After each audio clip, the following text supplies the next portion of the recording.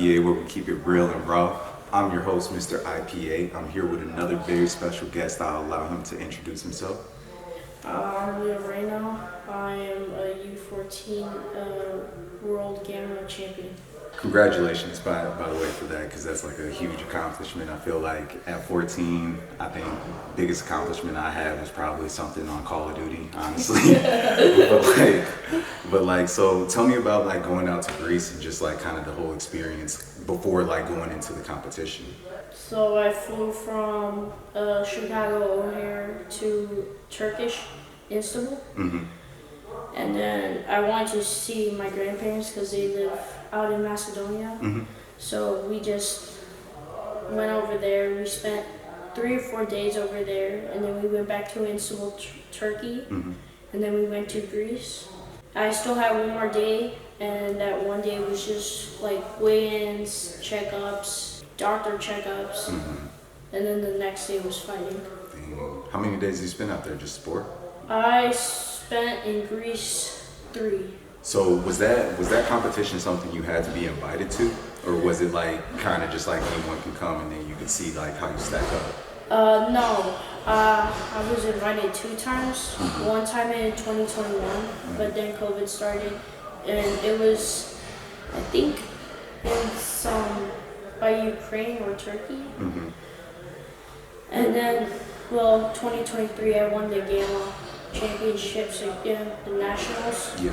And then I was like, might as well just do the Worlds. So it was out in Greece.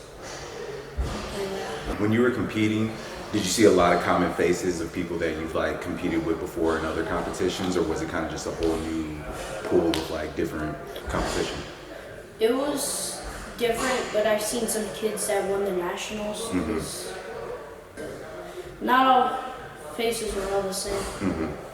So leading into that first match, like tell me what the nerves were like. Like were you really like nervous, or have you kind of like got that out of you at this point? So like every time I have a competition, I'm always a little bit nervous. Mm-hmm.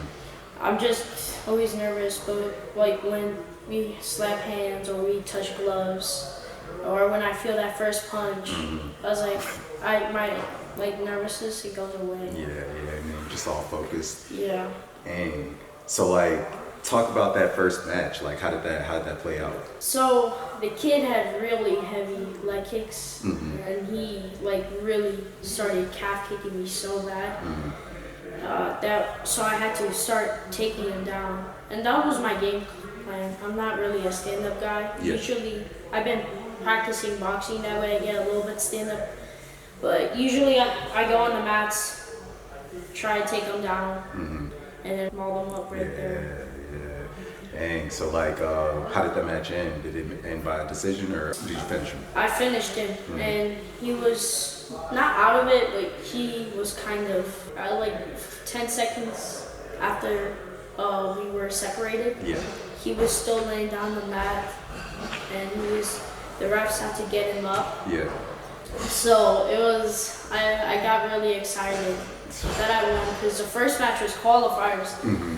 and that's the one I was really most nervous about. So After that, I know it kind of like, because like you said, the nerves kind of like went away after you won that first one. So going into the second one, was it just like, yeah, this dude has no chance, or like what were you thinking?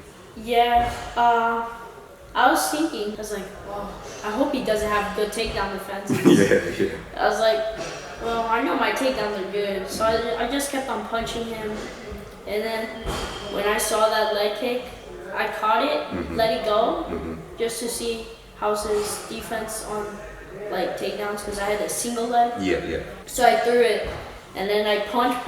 I went into him, he went back into me, I doubled him, Mm-hmm. and then he kind of started rolling out of it, so I had his back. And then he tried standing up, so I just mat returned him, Yeah. and like just swept in the rear naked, then put in my hooks. It wasn't like a regular rear naked. Yeah. The guy, usually to get a rear naked, you have to grind under the chin Mm-hmm. to You get gotta it get in under. the neck. Yep. No, this kid, he didn't have any jiu-jitsu, so he tried just to take out my legs, but he was trying to look Oh, up. so he was exposing his whole neck the So I entire just time. locked it in. Wow. How long did that match last? I don't know. I think it was getting close to the end. Mm-hmm. Because it was 2 3-minute matches. 2 rounds, 3 minutes. Mm-hmm. After that point, was there a break from the second match to the third match, or did it all happen in the same day, or was it like separate days? So your qualifiers and semifinals, or the ones going into the finals, those 2 were that day. Mm-hmm. And we had to stay there, and we had to stay 11 hours at the venue.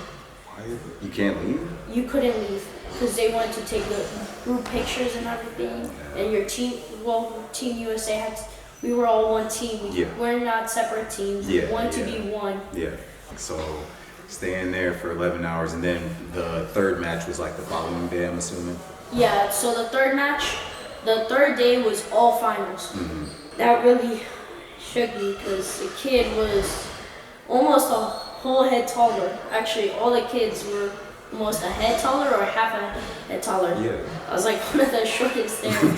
And if you see on the picture, there's this kid on third place, and he's like way taller than me. Well, for the camera, like, tell the people how old you are. I'm 13. Yeah, because at 13, I feel like it fluctuates. You could either be like very tall. Yeah, like 5'11", or you're like very short. Yeah. I'm on the borderline. Hey man, you make up for it though. You make up for it. So going into that, like, so do you have like traditions or rituals that you do like before your matches that, help you get ready for it, or you just kind of like go with the flow? I just stretch and then I'll lay down the whole time. They're like, you got 10 minutes before your match. I was still just sleeping on the match. And then I would get up at the last 5 minutes, try shaking it out, warming up. Going into the finals, like, tell me about like just the walk up, like describe it for me, like, cause I feel like that's something that a lot of people won't be able to experience in their life. So like, like let me paint the picture for me. So I was sore for my last match because I didn't finish my last kid. This is my second match. The kid was like head taller. He was kicking me. He was kicking my thighs. He was just doing double kicks. Yeah. I couldn't finish him, but on all 2 rounds, the 2 rounds that we had, he didn't score no points on me. I had the going all. So for all my matches, I either won unanimous or submission. So in that third match, like, how did that one play out then? So the kid tried rolling with me and he wanted to feel me out. Okay. He told me in front of my dad, come here. And he tried touching my gloves. I was like, what are you doing? And he didn't understand. So I was like, and then my dad's like, whoa, come here, Leo. And I had to sit back down. The kid I could tell the kid was nervous. He kept on looking me, eyeing me. I mean, shoot, it's just you two. I mean, at that point, it's kind of like. But they called me in. I had to get my gloves taped. I had my dad and Duke Rufus in my corner. It was like a regular mat. It wasn't a ring because the bigger kids were in like a boxing ring. Yeah. So I was not in the ring. I was in the mat, which I thought was better because the kids couldn't hang on to defend my takedowns. Yeah. So I found the mat way more easier to like mat return or take them down. So going into my third match, I feel a little bit better because I had been doing boxing before it just to get my stand up. So I did box with him. But then I saw the leg kick. I caught the leg kick. I shoved it. And then we went back up. We were punching, kicks. And then he went for a shot. I think I stuffed it, slid my hand under, rear naked. So then we went out of bounds. So I was like, oh, let's go back in bounds. The ref was saying go back in the same positions. The kid was arguing with the ref. The ref said go, so the kid barely even knew I just slapped in the rear naked, choked him out. So he probably felt so like cheated by that situation, but at the same time though, like you already kind of had him before you guys went out of bounds. Yeah, I did have him. That's why he rolled, because he kept on rolling me out of the mat. Yeah. So We went back in the mat. I slapped in the room naked. So then he wouldn't tap, and then I started hearing. I was like, what? I got up. I pushed him off of me. His saliva was all over my arm. You put him to sleep? I told the ref, come here, look, he's knocked out. The kid was slumped. What? Yes, the kid was laying down. They got him up 10 seconds, but you can still see he was out of it. He couldn't walk though. So I went to go shake their fighter hands, their coaches, but he didn't want to shake my hands afterwards. So I just left it. I mean, I understand it, but at the same time, it's still like, fair and square. It's not like it was anything that was, it's not like you did anything dirty. Illegal. Yeah, like you beat him fair and square. And I mean, it probably hurt his feelings, but there's always next year too. Because he probably was a pretty good competer, Like, yeah, he was. I'm sure you guys are going to probably see each other later down the line too, just as you keep going with your career. Especially for these jiu-jitsu tournaments. For the local tournaments, I fight almost all the same kids. So since you kind of got a good gauge of how good you are, do you feel like there's places where you can improve? I wasn't too happy about it. It was mostly my jiu-jitsu, but I was still happy. But I was I still have things to work on. I said to myself, you need better kickboxing, you need better boxing. So right when I came back to the gym, I started doing more routines. Before the fight, I would do kickboxing, kids jiu-jitsu, kickboxing, and then adult jiu-jitsu. Yeah. So I'd do all 3 classes. And then on Tuesday, I would do the submission wrestling and the cardio kickboxing just to get my cardio up. But right when I came back, I went back to boxing and I started doing kickboxing again just so I can increase my stand-up. But I started working on my kicks. Now I couldn't double kick. Now I can double kick with both legs because I just started kicking the bag. So yeah. I mean, how many competitions have you been in? Because you have a crazy amount of awards and medals in sports. So jiu-jitsu, I've been competing since 4. I started at 3. Wow. I think I have 7 belts. The Naga New Breed belts. Yeah. I don't know how much medals I have. I think it's 100 to 130. So what belt are you in jiu-jitsu? Jiu-jitsu on my yellow and black belt. That's crazy, bro. It's crazy for me as a grown man to think I couldn't even you would probably honestly mess me up if we really got into it. But no, bro, that's crazy though. Was this one of the biggest accomplishments in your life? It was. I know I've only did a couple IBJJFs. That's the biggest tournament out there, IBJJF. And I only won the smaller ones, Waco, Dallas, Las Vegas. Yeah. So doing this really made me happy. So is this something that you want to be your life? Do you eventually want to go into the MMA and just try to make a name for yourself at a bigger stage? I'm gonna stick with jiu-jitsu and grappling because it pays more and you don't get that much knockouts and concussions. So I'll probably stick with jiu-jitsu. But most people, especially just knowing you can hold your own in an MMA setting, just sticking with your focus and your primary style, that'd be pretty cool. Yeah. So, I mean, outside of being an athlete, what are some other things that you want to kind of accomplish with your life? What else do you want to do? That's hard. I don't know.